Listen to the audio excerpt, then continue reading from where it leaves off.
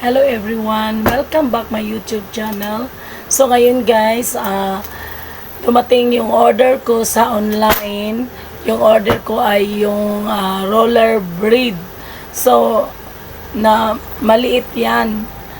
Kaya ako nag-order ng maliit kasi minsan gumagawa din ako ng pandesal kapag yung panadiro namin na hindi pumapasok, so ako ang gumagawa. So ang gagamitin ko pag ako ang gagawa ay kay yung order ko nga roller bread nga maliit. So ngayon guys, bubuksan natin. So ito na yung dumating na roller bread ko. Ito guys. Ito na Ito yung dumating kahapon. So ngayon ay bubuksan natin.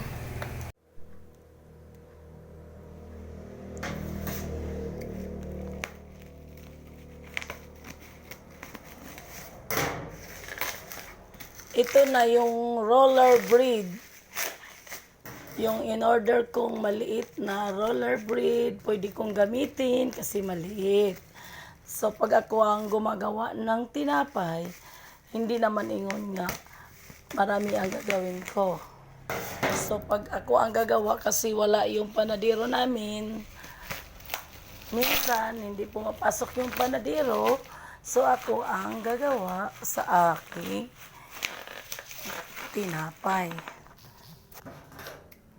Ang aming bakery guys ay hindi naman sa ingon nga malaki, kundi probinsya kasi itong namin, probinsya.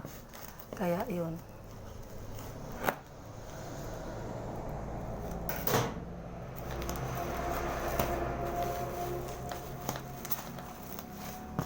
Ito yung nasa labas ng roller bread. Ito yung namin. Ito guys. Ito. So ngayon, tanggalin natin. Ito yung order ko guys. Ito yun siya. Ito. Kaya bubuksan natin guys na. Hindi pa dumating yung panadero namin guys. Panggabi yun.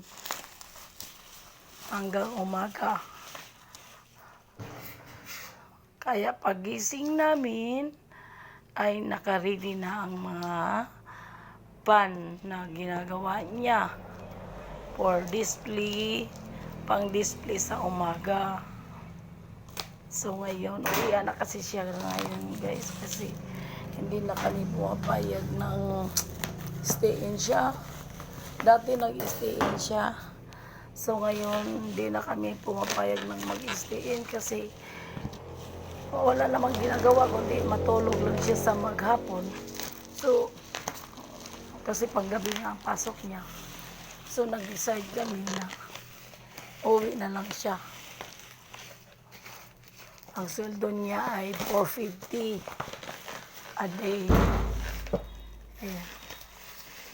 Hirap guys. So, bubuksan natin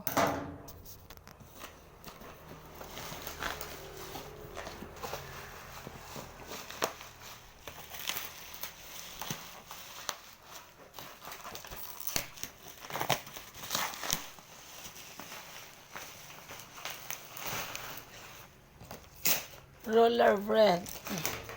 Hindi naman sa ingon nga malaki. Mayroon din kaming malaki. Kaya lang, si kanahan man yun,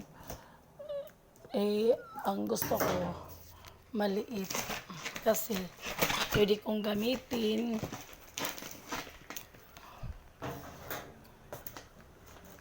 Ito na guys, Ito siya guys, Ito ang nasa labas. Andali guys, Ito yun siya guys, Maliit niya siya guys. Maliit nga siya.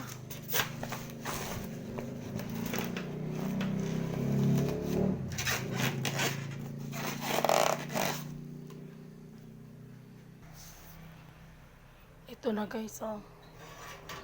Hihintayin ko na lang yung panadero namin para siyang magkabit dito.